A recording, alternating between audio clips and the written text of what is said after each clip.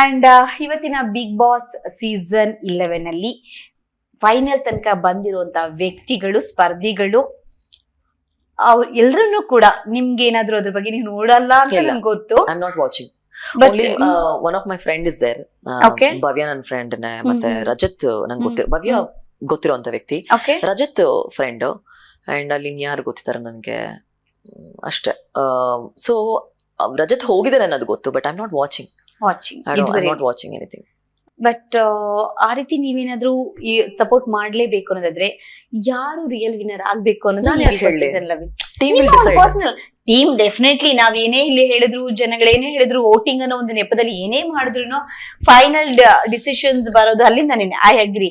But ನಿಮ್ಗೆ ಅಲ್ಲಿ real contestant, real celebrity, efficient candidate ಅನ್ನೋದಾದ್ರೆ ಯಾರನಿಗೆ ನೀವು ವೋಟ್ ಮಾಡಬಹುದು?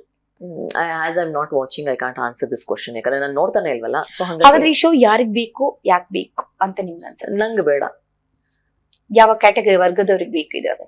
ಮೇ ಬಿ ಎಷ್ಟೊಂದ್ ಜನಕ್ಕೆ ಬೇಕೇನೋ.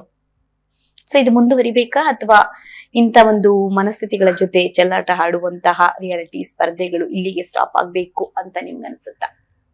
ನನ್ನ ಪ್ರಕಾರ ಮೆಂಟಲಿ ಇಂಪ್ಯಾಕ್ಟ್ ಆಗುವಂತ ಶೋಗಳು ಮುಂದುವರಿಬಾರ್ದು.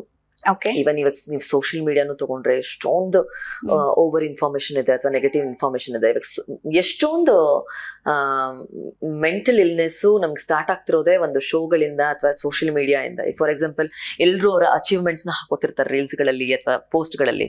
ಎಲ್ರಿಗೂ ಬೇರೆಯವ್ರಿಗೆಲ್ಲ ಒಂಥರ ಡಿಪ್ರೆಸ್ಡ್ ಫೀಲ್ ಆಗ್ತಿರ್ತಾರೆ. ಅಯ್ಯೋ ಇವಳು ಅದು ತಗೊಂಡ್ಬಿಟ್ಟಿದ್ದಾಳೆ, ನಾನೇನು ತಗೊಂಡಿಲ್ವಲ್ಲ ಅಂತ.